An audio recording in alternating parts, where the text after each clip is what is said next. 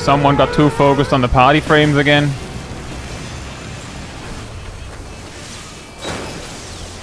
This is over.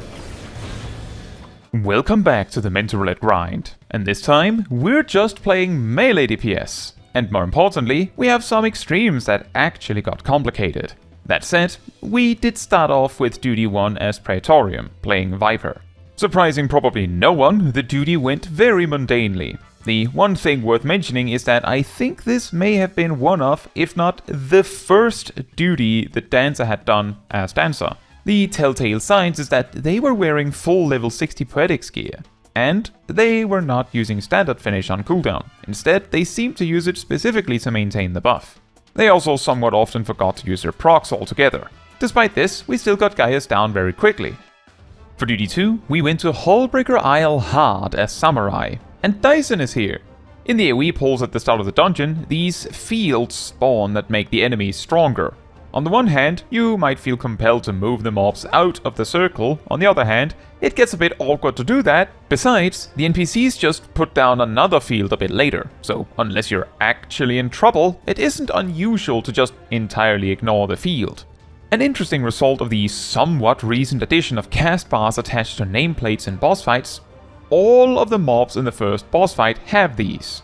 But since this boss is more like a mob rush, it gets a bit silly with all these cast bars. We of course cleared the duty quite nicely with no major issues. For Duty 3, we went to Debuffs Ignored as Reaper. We actually have a brief scare with Pacify in this one, but it doesn't really end up causing any issues and we just push through. For Duty 4, we went to O6N, the Paintings boss. It is one of the more complicated bosses, so maybe we should talk about the paintings. Conveniently, the correct answer to each painting position is located right in front of it. The southeast painting is a fiery explosion, so everyone has to use their paintbrush action to get fire resistance. The northeast painting is an earthquake, so again, everyone has to use their paintbrush to get a little airplane to dodge with. Simply cancel the airplane after the quake. The northwest painting is a crashing wave of water, so one player has to use their paintbrush to produce a rock to hide behind. The rest of the raid can simply hide behind it. Finally, the southwest painting produces a bunch of wind bombs, and one player has to use the paintbrush to turn into a monster to push the wind bombs away to make a safe spot for the raid. Now, after the boss has shown each painting, it starts combining them, but usually this happens so late the fight is basically over by then. But this could mean, for instance, that everyone has to go and get fire resistance and then someone has to run over and become a rock. Or one person becomes a rock while the raid gets airplanes. Things like that. For Duty 5, we went to O1N as Monk. Alte Roite is a very straightforward fight. I think the only mechanic worth really explaining is Twin Bolt, the tank buster. Alte Roite targets, of course, the current tank, and then a lightning tether appears to the closest player to the tank. And the Twin Bolt hits both players, of course. So the intended solution is to simply have both tanks near each other. Simple. However, the tether looks like something you need to break or something, so it isn't unusual to see the tanks run away from each other when it happens, and then an unsuspecting DPS gets slapped instead. It is survivable by a DPS though. Of course, we clear the duty nice and easy. For Duty 6, we went back to our new nemesis, Leviathan Extreme, as Dragoon, and Nox is here.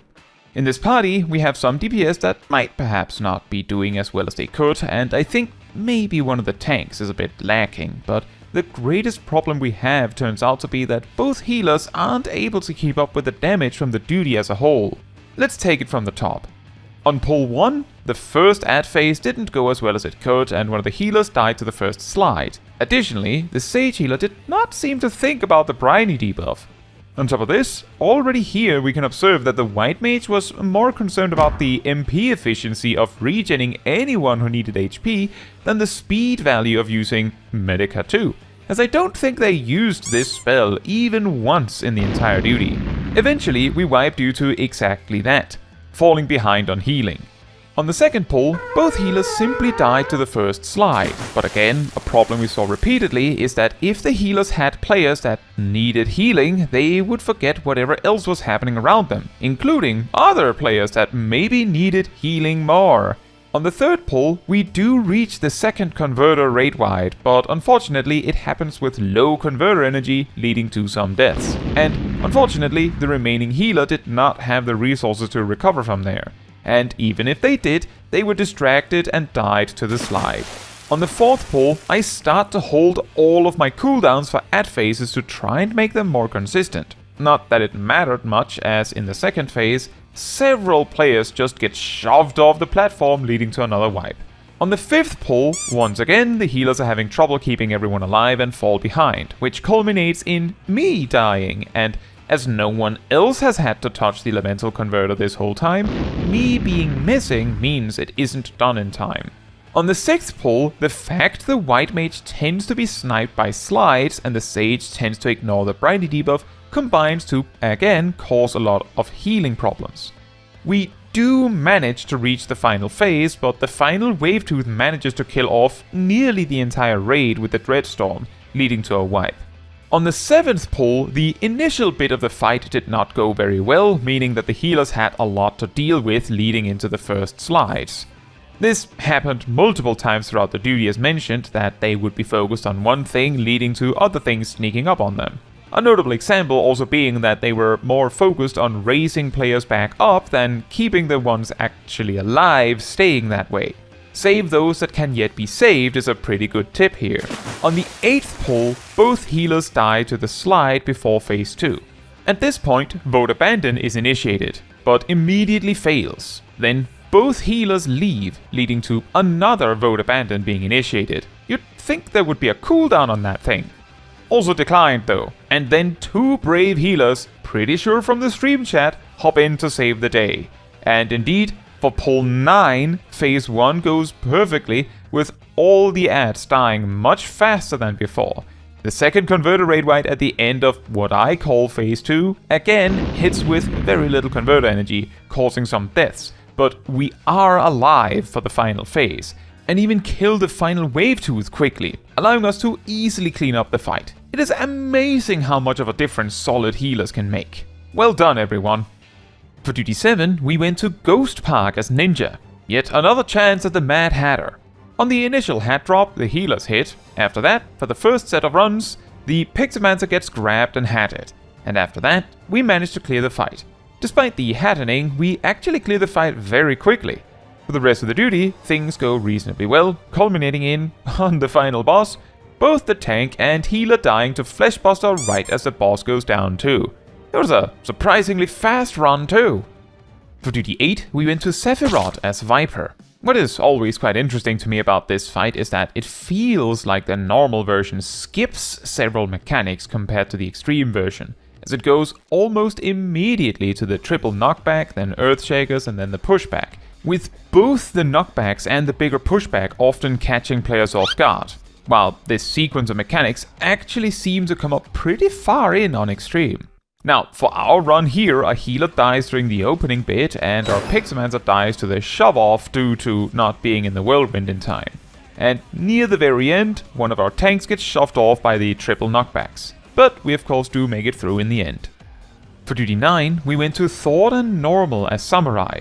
Not that much happens in this fight, so instead maybe we can talk about Samurai at level 60. For a start, as Shinten, Gyoten and Yaten all do the same potency per Kenki invested, unless you're about to cap on resources or benefit from a raid buff or something, holding Kenki, which generates much slower at this level too, as a gap closer juice is definitely a solid idea, especially in a fight where you might have to dash around a bunch. Next, while Samurai generally want to maintain Higanbana on their target, remember to take into consideration whether the target will live long enough to make it worth it. Exactly how long something needs to live for it to be worth it changes a bit as you level up, but the general idea is there. For example, I didn't reapply Higanbana in phase 1 because by the time the initial one ended, Thordan was just about to leave anyway. The last tip here is that making the most of Make Sure Shisui is slightly more nuanced than, you know, send it on cooldown.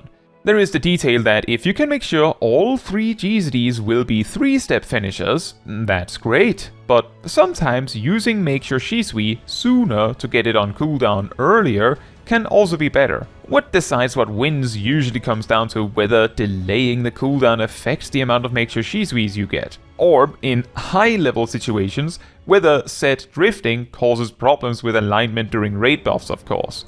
Unfortunately, Thordan doesn't give us that much time to fight things. For duty 10, we went to Hostile Birds as Reaper. I guess it might be worth mentioning that Death's Design is worth applying if you expect at least 2 more GZDs to connect after it. Oh, and also, aside from the Gobu, all of the mobs here die in 2 GZDs. For duty 11, we went to Odin in Urth's Fount. The run goes somewhat smoothly, although it seemed our healers were having some trouble with managing the incoming damage. From our Reaper's perspective, what you can play around in this fight is making sure you aren't standing too close to anyone else if possible to avoid being hit by the attack speed slows. Of course, maintain Death's Design, but if you can, try to make sure you have a solid at least 30 seconds up when Odin hits about 15% HP, so you don't have to reapply it during the DPS check. Finally, only spending gauge when you are at around 90 to 100 or when you have a raid buff, or during the DPS check, can help with maximizing damage. If the DPS check somehow becomes a problem, aiming to hold a full 100 gauge and then spending it all when Odin starts his timer is a solid strategy. And finally for duty 12, we went to, of course, Ramuh Extreme as Monk. An incredibly awkward part to the start of every pull in this set is that the tank we had designated to grab orbs and tank Ramuh first was targeted by the first fears every time with 100% consistency, which is actually impressive at this point. This made every pull very awkward right at the outset. On the first pull, we had some trouble in the ad phase, but did make it through. Going into the last phase, we got in trouble due to Rolling Thunders not being resolved fast enough, so they ended up doing too much damage and snowballing through the raid. For the second pull, we again make it to the last phase, and again Rolling Thunders tear through the raid. The worst part is that melee LB2 deals around 3% of Ramuh's HP in this group, so if we only had the time to actually do it, then we would have had it. A little bonus tip from this pull is that if you're tanking Ramuh and your co-tank dies or is dead around the time where you need a swap, grabbing 1 extra orb to overcharge a bit is actually a solid plan. The overcharge still protects you from Ramuh's shock strikes and only reduces your healing received from spells somewhat, which is a lot better than letting your buff run out, risking immediate death. Same sort of applies for DPS. If your tanks die and you're the next in line, sometimes rushing to grab 3 orbs might keep you alive for a bit, sometimes. And then, for the third pull, we start the final phase off with finishing the ad phase as Ramuh was doing Chaotic Strike, which is always an awkward start to the final phase. Then, a whole mess of things happen all at once. A tank switch is needed, but we only have 1 orb due to Ramuh being delayed on his circle AoEs. Then the fear hits the tank that was about to switch, so the orb just fizzles. At the same time, Rolling Thunder happens, which lands on the newly raised ninja, who very promptly dies as a result. Thankfully, the Rolling Thunder then jumps to the tank, readying for the switch. So as long as they are the only player grabbing orbs, we should be fine. As the tank switch finally happens, one of our Pictomancers get hit by the tank buster and goes down. As things finally settle down a bit, we end up with enough excess orbs that we have to manage them again, while both of our dead DPS are raised again. Rolling Thunder comes again, and it targets the ninja once more, who does not seem to have learned their lesson as they beat themselves to death. Ultimate legend, by the way, hee. Remember, Rolling Thunder hits you every time you do an action, so while it is active, you should only do necessary actions to survive until you can resolve the mechanic. Then, the tank switch is forgotten about, leading to the current tank dying. The second tank seemed to possibly have completely checked out mentally, as they end up directing another tank buster into the party, getting both themselves and the Pictomancer killed. Reflexively, I run to try and grab 3 orbs since I'm next in enmity. Unfortunately, I also get tank busted just before I can prepare myself. Finally, our Mentor tank manages to get back up and ready in time to stabilize.